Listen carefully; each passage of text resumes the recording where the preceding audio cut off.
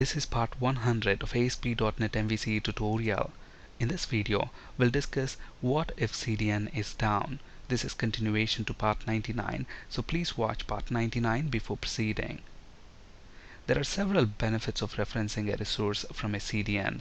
We discussed all these benefits in the previous session of this video series. Keep in mind, a CDS is still an external resource and beyond our control. So what if CDN is down? What's going to happen to your application? Now at the moment, our application is relying on jQuery from jQuery CDN. At the moment, jQuery CDN is up and running, so our application is working as expected. Now let's assume jQuery CDN is down, and to simulate that, let's actually disconnect from the internet. So I'm going to disconnect from the internet, and then let's reload this view. So at the moment I'm not connected to internet, so obviously this script should fail loading. And look at this, when I enter number 4 and click submit, okay, the application is still working. That's because the previous time when we have visited the website, the jQuery file is downloaded and it is cached. So at the moment the browser is using that cached version. So let's delete the browser history so that the jQuery file is deleted from the cache. And let's actually reload this now. And let's enter a number, click submit, and look at that, it doesn't work as expected. Look at this. Let me actually press F12. So at the moment I'm using Google Chrome. When you press F12, we get developer tools, and look at this. Within developer tools, click console tab, and look at this.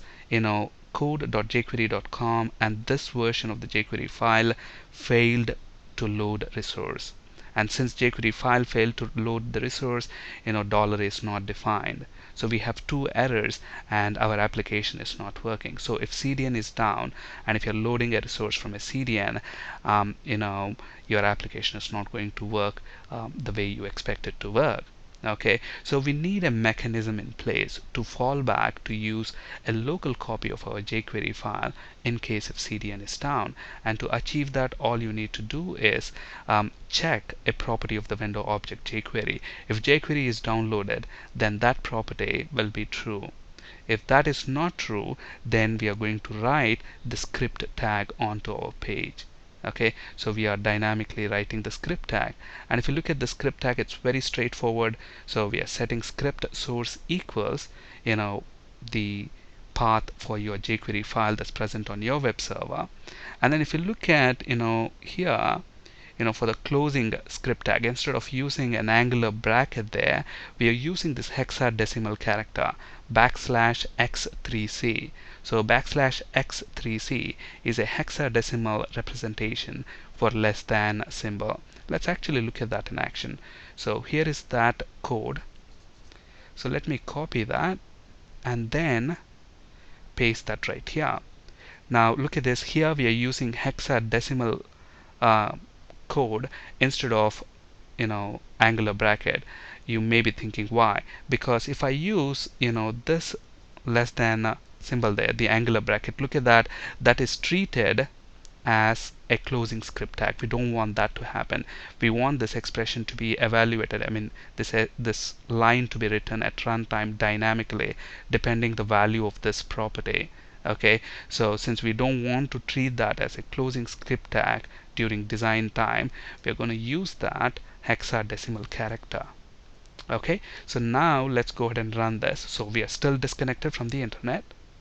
So now the application should work. So let's enter a number, click submit. Look at that, the application still doesn't work. Let's determine why. So press F12, it's going to get us the developer tools, and on the console tab, look at this, it still says failed to load this resource, and that's fine because we are not connected to the internet, so CDN is down. And it still says dollar is not defined. That's basically because, look at this, we need to have this script tag immediately after this script tag because we failed to download jQuery from CDN.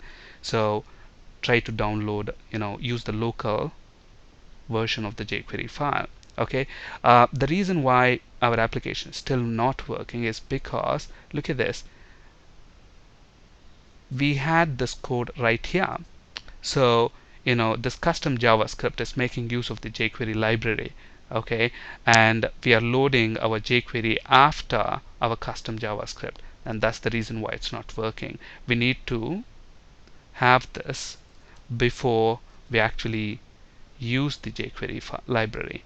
So now when we run this, let's press Control F5 and let's actually press F12 and look at the console window. We only have one error: failed to load resource. That is, we failed to load the jQuery file from the jQuery CDN. That's fine, that's expected.